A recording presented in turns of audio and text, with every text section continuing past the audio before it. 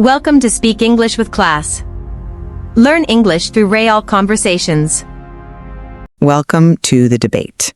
Today we are asking you to do something that feels increasingly rare in our fast-paced world. We're asking you to slow down, to listen, and fundamentally, to learn.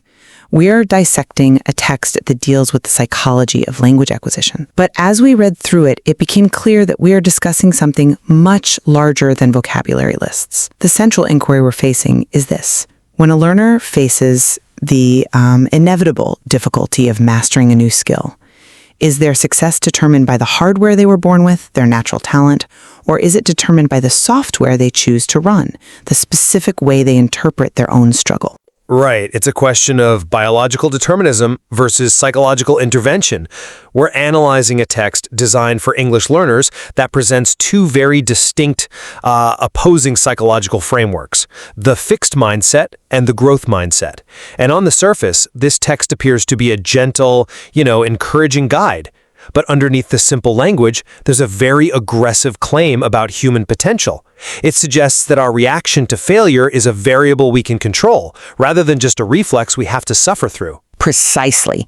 The core question the text raises is whether the simple act of reframing one's thoughts, changing a sentence like "I can't" to "I'm not there yet," actually alters the reality of one's ability. Or is it just a psychological coping mechanism to make the sting of failure feel a little less sharp? And that's where I think we need to be very careful, because there is a fine line between optimism and, delusion. Well, I'll represent the perspective that mindset really is the decisive variable here. I believe the text demonstrates that the interpretation of failure is vastly more important than raw intelligence. I'm going to argue that adopting a growth mindset isn't about positive thinking. It's a pragmatic, actionable tool for converting mistakes into progress. It's about keeping the cognitive machinery running when it just wants to shut down. And I'll be representing the perspective of what I'd call structural realism. While this text offers an attractive and optimistic framework, I'll argue that it risks oversimplifying the very real barriers of talent and natural skill. I believe the fixed mindset, as it's called, might actually be a rational, even an efficient, acknowledgement of one's limitations. If the barrier is concrete, simply changing your mind about it doesn't make the wall disappear. Then let's dive into the text. I want to start by laying out why I find the pro-growth methodology so compelling. The text provides a very clear blueprint. It argues that the difference between learners is not intelligence, but interpretation. It defines a growth mindset specifically as the belief that, quote, abilities can grow and skills change with practice and time. This is a fundamental assertion about the brain's plasticity. The text puts it so simply: skills change. It suggests that the learner is not a finished product, but a work in progress. I see where the text is pointing, and I do appreciate the sentiment. But let's look at the definitions provided, because the words matter and the text is very specific here. It explicitly defines talent as natural skill. It defines fixed as something does not change. Now, these definitions exist in the text because these constraints are real. We can't simply pretend that natural aptitude is a myth. By defining talent as natural skill, the text acknowledges a baseline inequality. Some people are just naturally better at pattern recognition or auditory processing. Okay, yes, the text acknowledges natural skill exists. It doesn't deny biology, but it challenges the weight we give it. My position, based on this material, is that while talent might be the starting line, mindset is the engine. The text contrasts the feeling of the fixed mindset, which it describes as strong and final, with the growth mindset, which feels open and leaves space for progress. My argument is that this space is where learning physically happens. If you close that space with a fixed judgment like "I have no talent," the learning process stops because the effort stops. You call it a mechanism of success, but I worry it's a mechanism of denial. I'm looking at the emotional descriptions in the text. It says the fixed mindset makes people feel ashamed and want to stop. I would argue that these feelings exist for a biological reason. They protect the learner from futile effort. If I truly lack the natural skill, as the text itself admits exists, then the fixed mindset isn't a pathology. It's an efficient recognition of reality. It's the brain saying, look, you're wasting calories on a task you cannot master. I worry that the growth approach might be what the text claims it isn't, forcing positivity, asking people to ignore their own survival instincts to conserve energy. That brings us directly to our first core point of debate, the function of shame versus information. You're framing shame as this protective mechanism, a way to save calories. The text frames it as a misinterpretation of data, and it gives a very specific example that I think completely dismantles your argument about efficiency. It describes two learners making the exact same mistake. The text says, the learner with a fixed mindset thinks, I made a mistake because I'm bad. The learner with a growth mindset thinks, I made a mistake because I'm learning. Right. Same mistake, different meaning. Precisely. This proves that the event itself, the error, is neutral. It has no inherent emotional value. It is the reaction that dictates the outcome. So if the fixed mindset learner stops because they interpret a neutral event as a character flaw, I am bad, that is not efficiency. That is a premature calculation based on bad data. The growth mindset learner sees the same data point and uses it as information. The text is asking us to decouple the error from the ego. I'm just not convinced it's that easy to decouple. I mean, you're asking an adult to override a visceral emotional response. The text explicitly says of the fixed mindset learner, they feel ashamed, they want to stop. Shame is a potent biological signal. It's a social survival mechanism. When we fail at communication, particularly in a second language, we risk social ostracization. We look foolish. Is it really realistic to ask an adult learner to simply decide that shame is just information? It feels a bit dismissive of the human experience of failure. It treats the learner like a robot processing code rather than a human processing embarrassment. But the text addresses this directly by using the analogy of children, which I find incredibly powerful. It reminds us, when children learn to walk, they fall. When they learn to speak, they make mistakes. Then it goes on to say, adults are the same. The only difference is how we judge ourselves. The shame you are describing is manufactured. It's not inherent to the learning process. We know this because the child falling doesn't feel it. The text is arguing that we have layered this complex, paralyzing social judgment over a biological learning process. The growth mindset is essentially an attempt to return to that raw childlike data gathering state where a fall is just gravity, not some kind of moral failing. That is a compelling argument. I'll grant you that. But have you considered that the stakes for adults are fundamentally different? A child falling is expected. It is part of the social contract of being a child. An adult failing at communication, failing at ability, which the text defines as what you can do, feels like a loss of agency. It feels like a loss of self. When the text says the fixed mindset feels final, that resonates because for an adult, time is limited. A child has years to stumble. An adult needs results. To say adults are the same is maybe biologically true, but it's socially false. The shame isn't manufactured. It's a reflection of adult standards. But if we accept your view, then we accept that adult learning is impossible whenever it becomes difficult. We condemn the adult learner to stagnation simply because they have dignity. The text offers a way out. It says a growth mindset does not say learning is easy. It says learning is possible. It acknowledges the difficulty, but changes the utility of the emotion. It suggests we trade dignity, which is fragile, for curiosity, which is robust. Okay, let's look at how it proposes to do that, because abstract philosophy is fine, but this text offers specific, mechanical instructions. And this leads us to the somatic shifts the text recommends.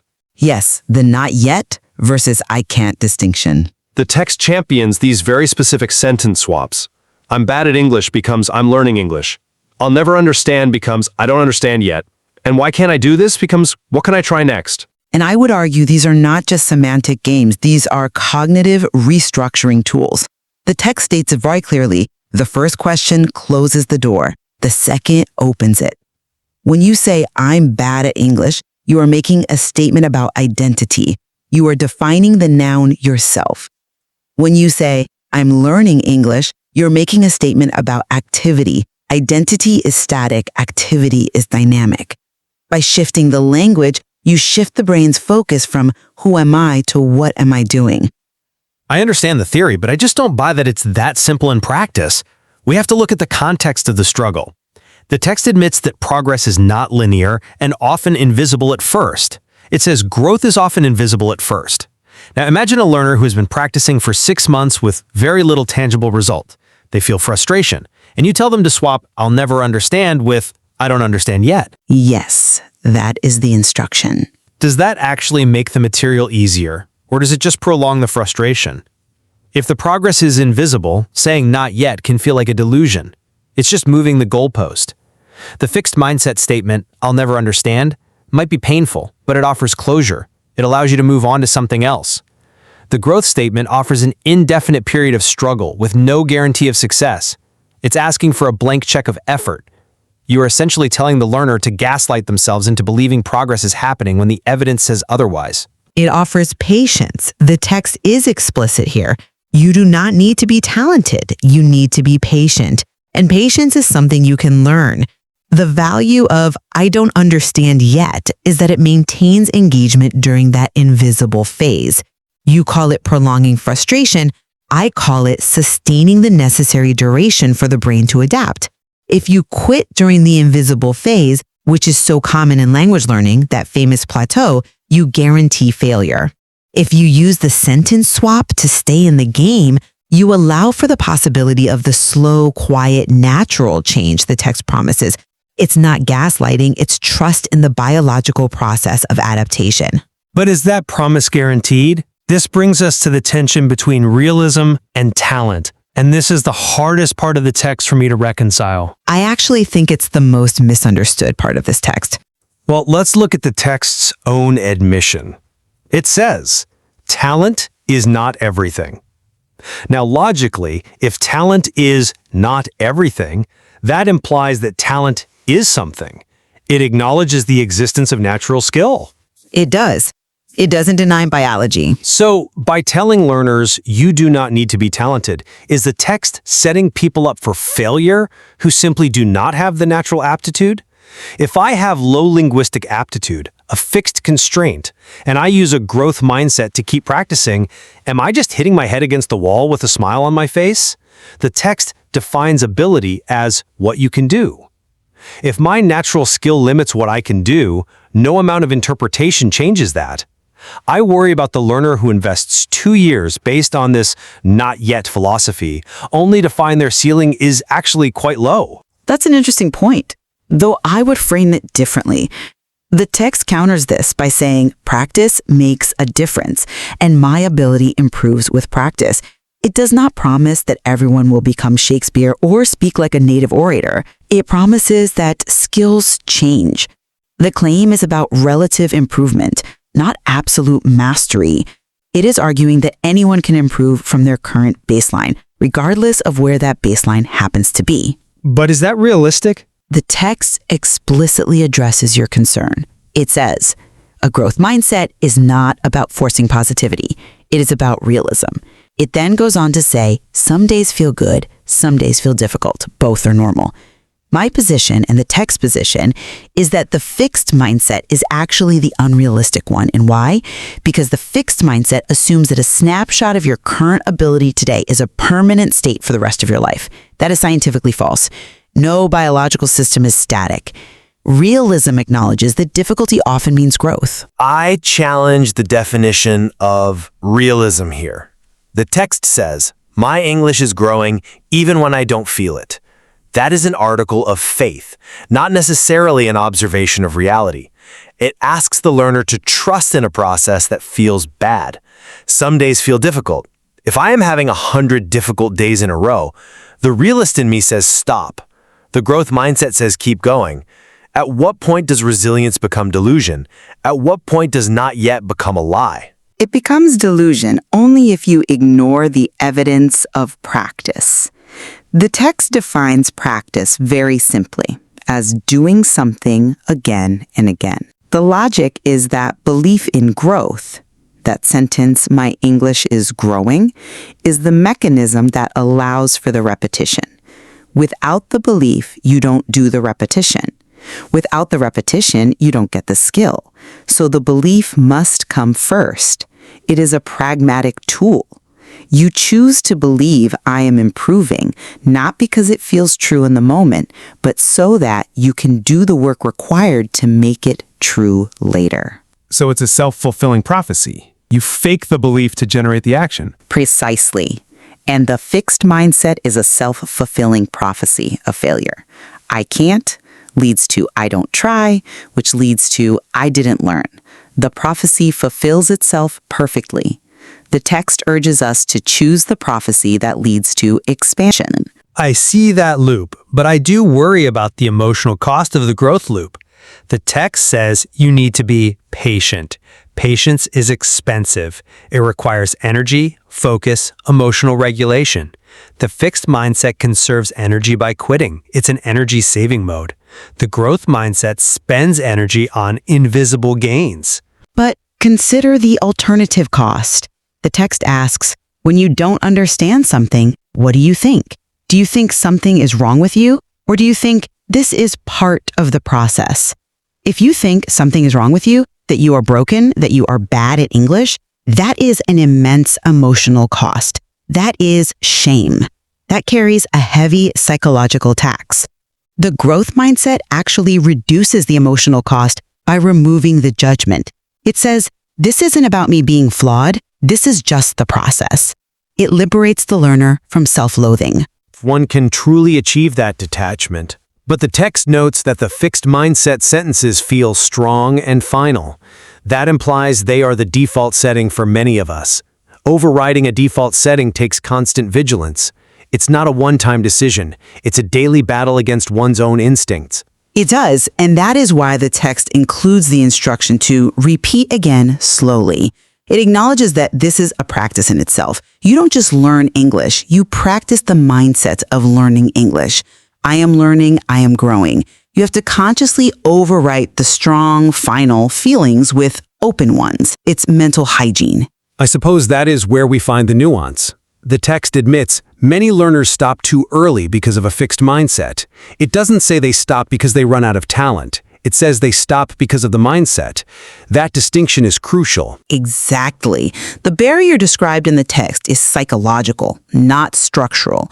The limit wasn't the brain's capacity. The limit was the learner's interpretation of the struggle. However, I would argue that for some, the barrier is structural, and the mindset is the coping mechanism for that structure.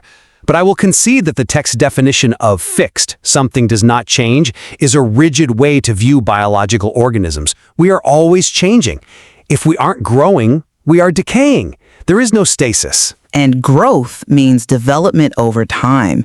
It doesn't specify how much time. It just says over time. It allows for the journey to be long. So as we look at these positions, I'm struck by the practicality of the text, even if I remain skeptical of its optimism. While the growth mindset is an attractive philosophy, I do remain cautious about ignoring the role of natural skill. The text defines talent as such for a reason, and the feeling of shame that I want to stop feeling is a valid signal that the cost of learning might be outpacing the reward for that individual. Not everyone needs to master every skill. That is a fair caution. We shouldn't ignore the cost. But I maintain that the text provides a necessary toolkit for resilience for those who do want to learn. We cannot change our natural skill, but we can change our interpretation. The text demonstrates that difficulty often means growth, but it's the learner's choice to view it as such that really matters. The shift from judgment to process is the key. It comes down to the quality of the struggle. Yes. The text highlights a crucial choice. When you're stuck, do you ask, why can't I? Which is a question about the past and your nature. Or do you ask, what can I try next? Which is a question about the future and your actions. One closes the door, The other opens it. and we'll leave our listeners to decide which question serves their learning journey best. Thank you for joining the debate.